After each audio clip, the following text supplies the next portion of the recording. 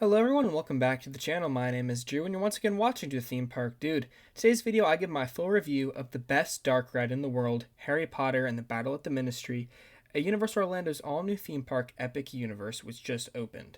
Before I begin, if you could hit that subscribe button as well as the like button to support the channel. Now, off to the video. Epic Universe, Universal Orlando's newest theme park, is home to many rides and attractions. I have now visited the park 5 separate times and have ridden every attraction many times, including Harry Potter and the Battle at the Ministry, a grand total of 6 times. And that goes over the course of multiple weeks, so I've seen different stages in development, where some stuff was working, where some stuff wasn't working. So I feel like I have a pretty good idea of the attraction that can make my review, I guess, valid. And yeah, this video will be an in-depth review of the attraction, so obviously there will be tons of spoilers ahead in this video, so do not watch if you are trying to go spoiler-free for this video. Now, just a general review real quick. Battle at the Ministry is unlike any other attraction in the world. I mean, I don't think there's anything similar to it because it has the same type of ride vehicle that you would see on Tower of Terror. Now, you may be wondering, why would it be like that? Well, if you know the theme of the ride, you're on an elevator shaft going through the Ministry. But this elevator doesn't just go up and down, it goes sideways. And to do that, it's kind of similar to a Spider-Man or Transformers type ride system where it's going from scene to scene, spinning you around, going up and down. There is a lot of up and down movement as well as side to side, so that kind of makes it a little bit more unique than something like Tower of Terror or even Spider-Man or Transformers. But yeah, let's get into an in-depth queue and ride POV before I get my total thoughts on the entire experience. So the attraction is located in the Wizarding World of Harry Potter Ministry of Magic, which takes place in 1920s France. Now the attraction itself, though, takes place in the 1990s, right after the final Deathly Hallows film in the series or book in the book series. Now this land as a whole is very fantastic, beast-centered, including the show Cirque d'Arcanau. But the actual attraction here takes you right through the Floo network, like you are seeing right now, into the Ministry. And thanks to a time turner that's located somewhere around this area, you go forward in time about, 70 years. And then you get this grand reveal, which is one of the best reveals in any theme park attraction that, in my opinion, rivals, if not surpasses, the reveal of the Stormtroopers on Rise of Resistance, which previously was my favorite reveal with the spaceship coming out of the pre-show and seeing that reveal. But coming out of the Floo Network and seeing this giant room directly from the films and book series is just absolutely incredible. And the way they have illusions to make stuff look like it's going on forever with mirrors and screen technology, to the super high definition screens as well that make stuff look super real, and just the statues and the scale. This room is massive. And just to be able to see everything, and this queue line is massive, as you'll see. Luckily, when I was recording this, the line was not that busy. I only waited about 30 minutes because I did it right before the park closed. But during the day, this entire line is regularly full, and this ride has had a constant 2 to 3 to 4 hour wait. And on opening day, I waited 5 hours to experience this attraction. Now you keep going through here and you have this giant room as well directly from the films. Really cool. You can see all the tellers and all that, kind of where you go in to ask questions about the Ministry. I'm not super familiar with the Ministry of Magic as a whole from the series because I have not actually seen the film it is in, but I know enough to kind of get an idea of where everything is here. And you're basically just going through offices, the rooms, different sections of the Ministry is the queue line. There is no pre-show, but if you pay attention to the queue line, it kind of is like a pre-show in its own. There's so much story, so much detail. You even have an animatronic, which we'll get to later in this video, that you see in the queue line. And if you keep going straight, you can continue to see how the walls and colors change of the walls. So now that they're purple, there's different colored sections. There's black, green, purple, pink when you get to Dolores Umbridge's office. And yeah, it's really neat and kind of signifies the different rooms of the Ministry. But going back to kind of what happened on opening day, if you don't remember, if you haven't seen online, the ride was broken for the first 4 hours of the day, and I was in that line. But so it was, it was a whole mess. But I did get an express pass to go later in the day, and I only waited an hour in the express line. So a total of 5 hours it took me to ride this attraction. And now, if you saw that vlog, which will be in this playlist as well, and if not, it's one of the most recent videos here on the channel where you can see that whole experience where they give me food, they give me more express passes. It's a whole it was a whole experience. But I finally got on it, and man, it was absolutely incredible. And you can see my first reactions as well in that vlog, so I definitely recommend you check it out because it really just kind of covers everything of like an initial first reaction to the attraction. And now here we go. We are approaching Dolores Umbridge's office, but before that, we have this kind of stock room with lockers and different stuff. This is where the merge point is between express and regular. So this is about, like, I would say 85% through the queue, which I've been told can hold up to 7 hours of people, which is absolutely insane. That is completely wild to me. I've never seen it go beyond 5 hours, but I mean, maybe someday it'll hit 7. Who knows? It's still hitting 3 to 4 consistently every day. But if you go late in the afternoon or first thing in the morning, it's about an hour to 2 hours, if not less. Like this was 30 minutes. But here we go. This is the office where you have Higbity the elf. I believe I'm pronouncing the name right. She was an original character created for the attraction and is the house elf for Dolores Umbridge. And when she gets sent to Azkaban to await trial, she's by herself here. So she's kind of chilling here, and you can see her. She talks really cool. Basically just explaining the overall story for the attraction and kind of what you can expect to see, as she mentions Hermione Ranger is going to be at the trial and she's a big fan of her. Now you move on to the next room, which is the final area before you get on the actual attraction, down these stairs to the loading bay where you have the elevator lifts waiting for you, where you have these mini rooms on the left and right of you, 2 in the back, 2 in the front. So it's pretty cool. And then this is a look at the ride vehicle. You can see it's very similar to Tower of Terror, where it seats people in the back and in the front. And here is a ride POV. And yeah, the first thing you're met with is this screen, which the screens in this attraction, there are a lot of them, but they are so high definition. They're like 10K or something, like some crazy technology. It's like the screens you'll see on Jason Bourne, mixed with these physical sets. Like here you have that physical elevator set. Everything looks real. You can't even tell what's a screen or not, because sometimes the podiums that you might see are real, and sometimes they're in the screen. You can't even tell. And now you're going here to the next scene, where you have another one of these elevators, and you see that Dolores Umbridge has escaped, and she has her Death Eaters with her.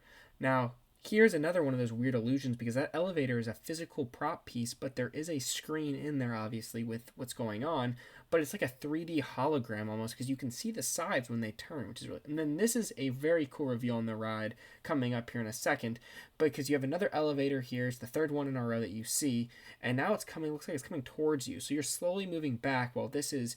Well, the screens are moving very fast. It gives a great illusion. And now here is the grand reveal, where this is where the concept art came from. You can see the screens, you can see the set pieces, and you see that Death Eater out in the distance? I would look very closely, because that's not a screen. That is an audio animatronic, and it looks like a human. You can't even tell. Like, that looks like a real person. This rivals the animatronics on the Monsters Unchained attraction, which I also have a full review up on the channel.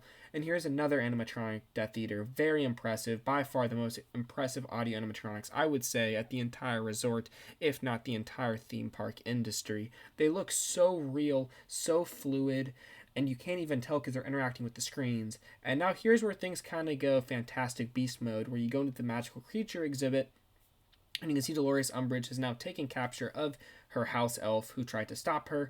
And there you have all these creatures. Now, I don't know the names of them, so if you know them, comment them down below. But there's this rhino creature that you can see is on the screen right now. And then your vehicle actually tilts back, tilts forward, tilts left, right, interacting with what's actually going on the screen. And you're not just sitting there moving side to side here.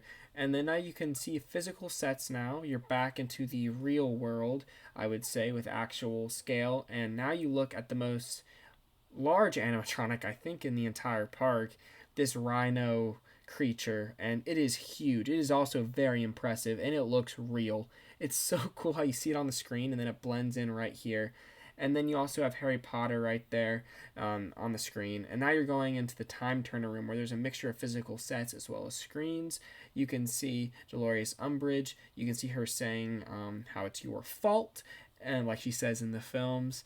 And now the Time Turner is breaking, because if you try to use a broken Time Turner, everything collapses and gets messed up. So that's basically what's happening here. You have physical sets and screens once again in this giant scale POV. And it's very hard for a POV to tell you, but these rooms are ginormous. And you can also see this other Dolores Umbridge animatronic right here with the screen projected face before blending into the screen, where you can see how that prop piece comes out front and then she blends back and this is a giant screen very similar to one you'll find on Spider-Man or Transformers, before cutting to black and a very cool reveal where you quickly turn around and you have this set piece where you went back in time, fixed everything, and are at the trial where Dolores Umbridge is being sentenced to Azkaban with a Ron and Harry Potter audio animatronic, which I believe is a first for the resort. Here you get your photo taken that you can purchase at the end of the ride, and before you head off, you have one final little show scene with Hermione and Higby the Elf where she finally gets to talk to her hero and thanks you all for visiting and saving the ministry before heading off back into where you came from, because you exit in the same spot you entered inside the Ministry of Magic. So that's a full in-depth analysis of the entire queue and ride. But now going back to the review aspect of this video, the Harry Potter Battle of the Ministry, like I mentioned, and is in the title and in the thumbnail, the best dark ride in the world. There is nothing, in my opinion, that rivals the scale, the level of immersion, and the overall experience as this attraction does. Now, Monsters Unchained is absolutely phenomenal, and as you'll see, I said it was a technological triumph, and for many people, that is their favorite ride in the park, and I do not blame you. It is absolutely incredible as well. That ride is insane, and it is up there, in my opinion, as the number 2 dark ride in the world, with Rise of Resistance dropping to number 3 for me. But still, Monsters Unchained, huge props to everybody that created that attraction, is absolutely incredible. And I mean, up until I rode Ministry, it was my favorite dark ride in the world. But Ministry, however, in my opinion, just ups the notch slightly more. They're both absolutely phenomenal, though. I would definitely recommend, obviously, you check both out at the park. They're both must rides at the entire resort. And if you're visiting the state of Florida, I would prioritize visiting this park just to ride those 2 rides alone as highlights of the state. But Ministry of Magic is just phenomenal. The scale of the ride, like I mentioned, everything is so huge, and it feels like you're 30 feet off the ground at any given moment. And the way you move around, the motion, it's not nauseating because there's no screens that are like domes or any. There are giant screens, but there's nothing that's like moving too much. Like, you're not spinning really, you're not shaking too much. It's very gentle movements, I would say. There's no like abrupt like jolts, kind of like where you might find on Monsters Unchained or other simulator attractions. It's very like the fluid of the attraction is very smooth, and you just move around so gently. While there is intense moments, don't get me wrong, there are parts where you might go up a little bit and down and side to side. It's not aggressive. So this is a very family-centered attraction that I think pretty much anybody can ride.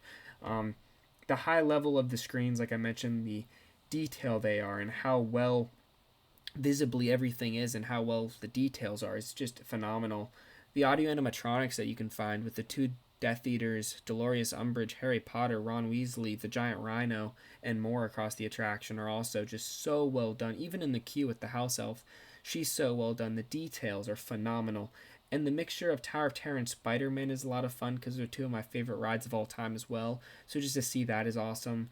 And then the ride environment, just the story, is so well done without a pre-show. You're just immediately immersed into this story the second you enter the land as a whole, and then with the time turner introduction, and then when you enter the actual attraction, it is just absolutely great, phenomenal, and incredible. But obviously, it's not 100%. I think it is the best dark ride in the world, but I'm going to be very nitpicky here just to say a couple cons. There are some screens, where they could be excessive at times, where you do wish there was more physical sets. And that's just me being nitpicky. Obviously, they had to do some screens to add depth and to make it, a little bit cheaper, because this was already a multi-billion-dollar project. And just to see the maybe a couple more physical sets in certain places, maybe with some more animatronics, would have done this ride even better.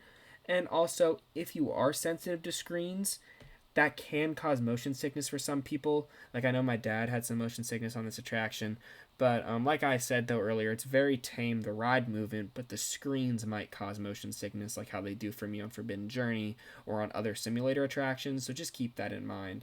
But besides that, overall, Harry Potter and the Battle of the Ministry is an incredible attraction that takes the title as the best dark ride in the world that I've ever been on. I know this is just my opinion though, and many may disagree, including you. But to me, this ride is the perfect mixture of high-level immersion, incredible storytelling that all starts from the center you enter the jaw-dropping queue. You have these realistic audio animatronics, the high-definition screens, the smooth ride movement, and more. Thank you for seeing this video, and if you enjoyed, please remember to leave a massive like and subscribe for future theme park content. Comment down below if you're looking forward to riding Harry Potter and the Battle of the Ministry at Universal Epic Universe. And stay tuned to this entire playlist where I'll be doing ride reviews for the entire park. I have more vlogs coming, more visits to the park coming. And I already have a whole collection already up on the channel with Grand Helios videos, Monsters Unchained videos, Yoshi's Adventure POVs, entire videos talking about specific rides already up, so go check them out. Make sure you don't miss them because this summer my channel will be Epic Universe centered, so there's going to be videos coming out all this summer and on about Epic Universe. Thanks again for watching. Have a great day, everyone. See ya. Bye.